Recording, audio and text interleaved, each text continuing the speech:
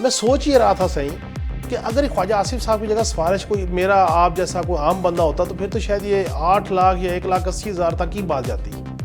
ख्वाजा आसिफ साहब के ट्वीट की बात आप कर रहे हैं, ये असल में पाकिस्तान के निज़ाम में हमारी हुकूमत के मुख्तलिफ इदारों में जो करप्शन हो रही है, ये अक्सर ये इनका ट्वीट जो है इस करप्शन की सूरत हाल पर एक एक्सरे है। अस्सलाम वालेकुम नाज़रीन, मैं हूं काशिफ रफ़ीक और मेरे साथ मौजूद है MB सोमरो। काफ़ी दिनों के बाद गुज़िश्ता ईद मुबारक हमारे देखने वालों को। और शो है खबर क्या है। MB सोमरो साहब काफ़ी दिनों के बाद शो का हिस्सा बने हैं और उसकी वजह सिर्फ ये है कि MB सोमरो साहब का एक छोटा सा एक्सीडेंट हो गया था जिसकी वजह से वो शो का हिस्सा नहीं बने। और अल्लाह ताला का शुक्र है कि MB सोमरो साहब अब रूबे सेहत है। MB सोमरो साहब कैसे हैं आप? अल्लाह का एहसान है, सेहत ठीक है, उस नई ज़िंदगी मिली है। अल्लाह ताला आपको अपनी अमान में रखे। इतवार का दिन था, ईद के फ़ौरन बाद, शो करने का मूड भी नहीं था, लेकिन एक ऐसी चीज़ सामने आई, मैंने आपसे भी शेयर की, तो उसके बाद हमने सोचा कि इसके ऊपर गुफ्तगू होनी चाहिए क्योंकि ये ऐसा चौंका देने वाला एक इंकशाफ है। मैं तो इसको कहूँगा ये एक कॉन्फेशनल स्टेटमेंट है मौजूदा हुकूमत के एक पावरफुल वज़ीर के हवाले से कि उन्होंने ऐसा एक ट्वीट दागा, मजबूरी, दिल गिरफ्ता थे, घरेलू मुलाजिम का मसला था, वज़ीर दिफा हों, साबिक वफाकी वज़ीर पानी और बिजली हों, और उसके बाद उनको भी अगर इस तरह की सूरत हाल हो तो पहले तो अपने देखने वालों को मैं ज़रा वो ट्वीट पढ़ के बताना चाहता हूँ, फिर उसके बाद इस पर गुफ्तगू शुरू करेंगे। नाज़रीन, ख्वाजा आसिफ साहब जो मौजूदा वज़ीर दिफा हैं, साबिक पानी और बिजली के वज़ीर भी रहे हैं, उनका एक ट्वीट है जो कि 30 मई को रात 11:27 पर उन्होंने किया। ट्वीट है वो, ख्वाजा आसिफ साहब ये कहते हैं कि मेरे घरेलू मुलाजिम के गांव में ट्रांसफार्मर कल जल गया। लेस्को के एक पुराने मेहरबान CEO को फ़ोन किया कि किसी को फ़ोन करें और मेहरबानी फरमाएं। मुलाजमीन ने ट्रांसफार्मर मुरम्मत कर दिया और 80,000 रुपये लिए और मुरम्मत कर दिया। 80,000 रुपये लिए और मुरम्मत कर दिए। ट्वीट और कहने वाले सिफारशी कौन है? ख्वाजा आसिफ। कहा किसको? CEO को। आगे वो लिखते हैं कि रसीद किसी ने नहीं दी। बाकी आप अंदाज़ा लगा सकते हैं कि ये हाल है एक साबिक बिजली के वज़ीर सिफारशी हो और मौजूदा काबीना का रुकन भी हो, उसकी सिफारिश पे भी वारदात से गुरेज ना किया जाए। आम सारिफ का क्या हाल होगा? रकम की बाकायदा अदायगी हो गई है, लेस्को रसीद से इनकारी है। ये जो ट्वीट है ख्वाजा आसिफ साहब का, इस ट्वीट को पढ़ने के बाद मैंने जब MB सोमरो साहब को ये ट्वीट शेयर किया तो मैंने कहा MB सोमरो साहब छुट्टी कुर्बान करते हैं, देखने वालों को कहते हैं कि जी ईद भी ख़त्म हो गई है। ये ख्वाजा आसिफ साहब मौजूदा वज़ीर दिफा हैं, नवाज़ शरीफ साहब के बड़े करीब हैं, बड़ी वफ़ादारी है। शहबाज शरीफ साहब की काबीना में भी ये रहे, PDM में भी ये वज़ीर थे, PDM की हुकूमत में राज भी। ख्वाजा आसिफ साहब की सिफारिश पे इतना तो हुआ कि चले शुक्र है 80,000 रुपये में ट्रांसफार्मर मुरम्मत हो गया और गरीबों की बिजली बहाल हो गई। मैं सोच ही रहा था सही कि अगर ख्वाजा आसिफ साहब की जगह सिफारिश कोई मेरा आप जैसा कोई आम बंदा होता तो फिर तो शायद ये 8 लाख या 1,80,000 तक ही बात जाती। जी, अभी ख्वाजा आसिफ साहब के ट्वीट की बात आप कर रहे हैं, ये असल में पाकिस्तान के निज़ाम में हमारी हुकूमत के मुख्तलिफ इदारों में जो करप्शन हो रही है, ये अक्सर ये इनका ट्वीट जो है इस करप्शन की सूरत हाल पर एक एक्सरे है, एक पूरा मंजर पेश कर रहा है कि सूरत हाल कहाँ तक पहुँची है। और यहाँ तक पहुँची है कि ख्वाजा आसिफ आम आदमी नहीं है। ये जो मौजूदा हुक्मरान पार्टी है पाकिस्तान मुस्लिम लीग नून, इनके पहले दिन से 3 दहाइयों से ज़्यादा वो पार्लियामेंटेरियंस हैं। वो इस वक्त वज़ीर दिफा हैं, पहले भी रहे हैं, वज़ीर बिजली भी रहे हैं, वज़ीर ख़ारजा भी रहे हैं, और इस वक्त वो पार्लियामानी लीडर भी हैं PMLN के। वो आम आदमी नहीं है, वो एक CEO को कहते हैं। तो CEO किसी को कहते हैं, सिस्टम इतना गंदा हो गया है कि CEO ने ज़ाहिर ये बताया होगा कि ख्वाजा आसिफ के घरेलू मुलाजिम के गांव है, मगर उनको ये खौफ तक नहीं हुआ कि ख्वाजा आसिफ है तो क्या हुआ। भाई हमारे पैसे हैं। पाकिस्तान में जो रुश्वत, जो कमीशन हक समझ कर ली जाती है, ये उसकी एक्सरे रिपोर्ट है।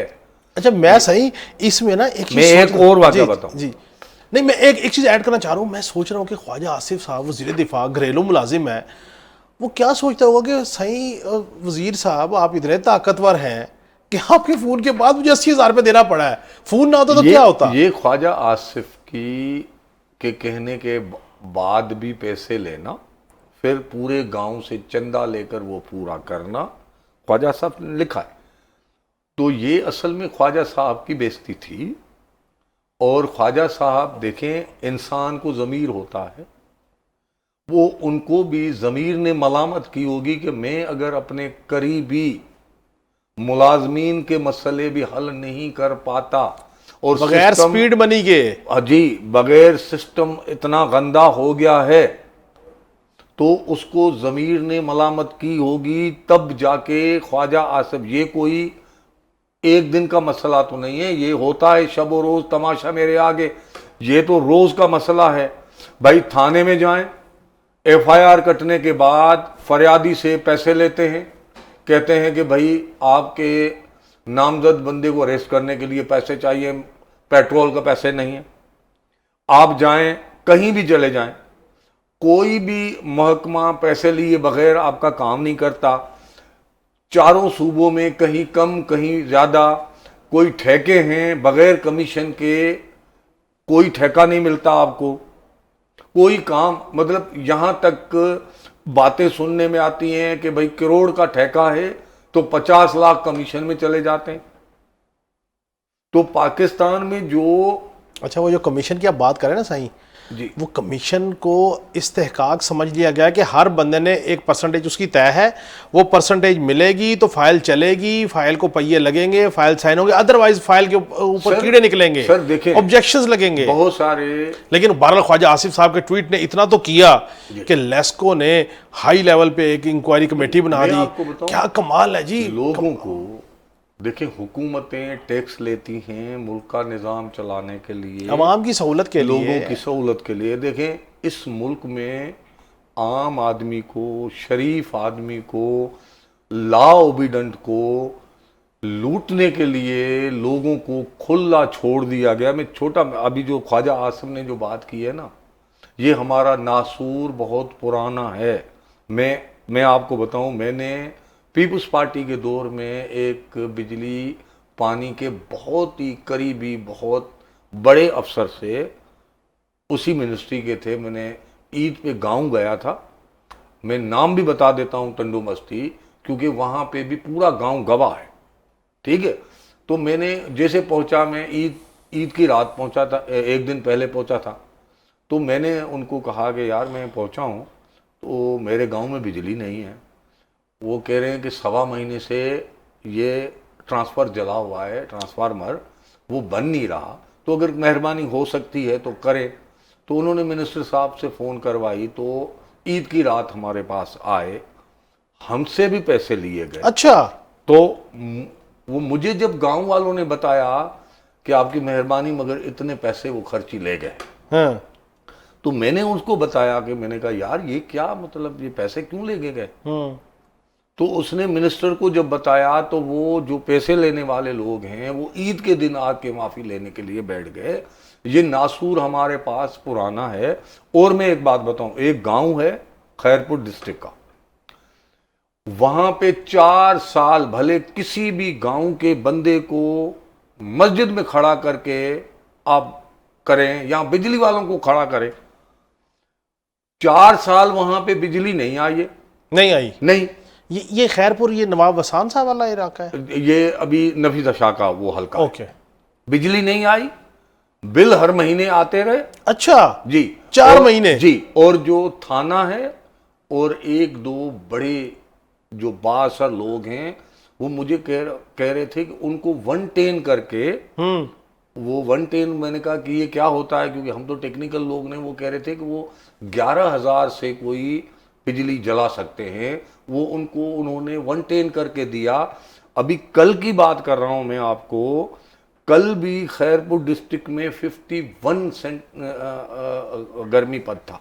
ठीक है। तो अब वहां पे अब 5-5 साल बिजली ना दें लोगों के, और बिल भी आए। वो लोग कह रहे हैं कि भाई हम बिजली आती नहीं, हम पैसे क्यों दें। हाँ।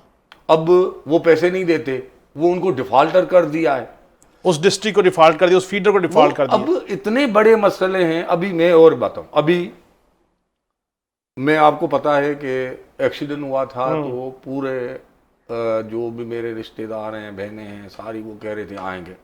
तो मैंने कहा कि आप ना आए क्योंकि उनके खर्चे हो जाते, तकलीफ हो जाती। मैंने कहा मैं खुद जाता हूँ।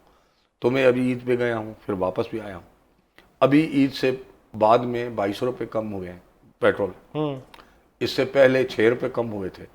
28 में कम हुआ। यकीन करेंगे कि ईद से पहले जो 22 रुपये कम नहीं हुआ था, 22 रुपये पेट्रोल ज्यादा था। ईद से पहले जो मैं गांव गया हूं, वो जो टिकट भर के गया हूं, ईद के बाद 22 रुपये कमी के बाद मैं उससे ज्यादा पैसे दे के आया हूं।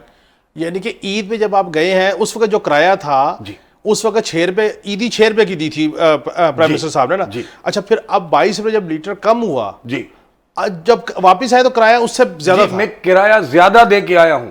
और एक हुकूमत ने इसने जुल्म किया है। अब जो अभी मैं आया तो हमें फैजाबाद उतरना होता है, फैजाबाद अड्डा बंद कर दिया हुकूमत ने। भाई 24 नंबर पे उतरना है, 26 नंबर पे। 26 नंबर पे। अभी यकीन करेंगे, जो फैजाबाद से हम अपने घर तक 900 रुपये 800 रुपये में जाते थे, 4000 रुपये में हमने भरा है। तो सरकार को ये अंदाजा है कि वो कर क्या रही है। उनके लिए 4000 या 1000 कोई अहमियत नहीं होगी। सही देखिए, मगर आम आदमी के लिए जिनकी हजारों में तनख्वाह हो, वो कह रहा मारा हूं, जाता है। मैं कहता भाई हूं क्यों अड्डा क्यों बंद किया है? आम आदमी का दुख तो अपनी जगह पे, यहां तो वजीर का जो दुख है जी, वजीर का जो दुख है। मैं तो एक चीज जानता हूं, मैं जब ये सारी चीज देख रहा था ना, तो मैंने कहा ये हालात यहां तक पहुंचे क्यों। आपने भी कहा कि नासूर हो गया, रिश्वत हक बन गया, वजीर की भी अहमियत नहीं है, आम आदमी की भी अहमियत नहीं है, साफ़ी की भी अहमियत नहीं है, जज जर्नल की भी अहमियत नहीं होगी यकीनी तौर पे। उसकी एक वजह है, जिस माशरे में करप्शन के ऊपर सज़ा ख़त्म हो जाए और आपकी जो ब्यूरोक्रेसी है वो ताल्लुकात और सियासी वाबस्तगियों की बुनियाद के ऊपर इंस्टॉलेशन पे जाए, जिसका जिस वजीर के साथ, मुशीर के साथ, पावर कॉरिडोर से ताल्लुक है, वो जितना मर्जी करप्ट है, उसकी करप्शन खत्म, उसको ताकतवर पोस्टें मिलती हैं, वो बैठ के वहां पे सर्व करता है और माल बनाता है, लुट और फुटो वाला काम होता है। तो मुझे आप बताएं, उस माशरे में फिर रोना किस बात का? ख्वाजा आसिफ का रोना किस बात? खान साहब के दौर में, हाँ खान साहब के दौर में शायद। फिर इसका मतलब ये कि जो रिपोर्ट, एक ऑडिट रिपोर्ट सामने आई थी IMF, वर्ल्ड बैंक की, वो सारी वो ठीक होगी ना, कि यहाँ पे तो ये तो सबूत आ गया सारा। जब जाली अकाउंट्स वगैरह वगैरह बन रहे थे उस दौर में, बहुत सारे लोगों ने, जिन्होंने मुख्तलिफ इदारों में जो करप्शन के खिलाफ काम करते हैं, उन्होंने मुख्तलिफ सूबों में जिन्होंने सर्व किया, भाई उनके मिनिस्टर्स के खिलाफ मामला देख रहे हैं, MPs के सियासतदानों के खिलाफ देख रहे हैं। आप उनकी लिस्टें तो निकलवाएं। उन्होंने अपनी पूरी फैमिलीज को नौकरियां दिलवाई हैं, फिर उनको डिपुटेशन दिलवाए हैं, फिर उनके क्या क्या हुआ है। आप भाई जो करप्शन की इंक्वायरी करने वाले लोग हैं, उनकी तो आप चीजें तो निकलवाएं, आपको पता लग जाएगा पाकिस्तान में जिस तरह ये करप्शन को जायज समझकर लूटा जा रहा है आम आदमी को। आम आदमी का मैं आपको बताऊं, जायज काम बिल्कुल नहीं होता, जायज काम बगैर पैसे थे, और किसी सरकारी इदारे में जाए, इज्जत तो क्या उसकी तज़ीक होती है। बिल्कुल ठीक, कोई बंदा मिलने के लिए तैयार नहीं है। बिल्कुल आपकी बात, आप कहीं आ नहीं सकते। इसी नोट पे शो को वाइंड अप करने की जिसारत कर रहा हूँ, आपसे इजाज़त ले रहा हूँ।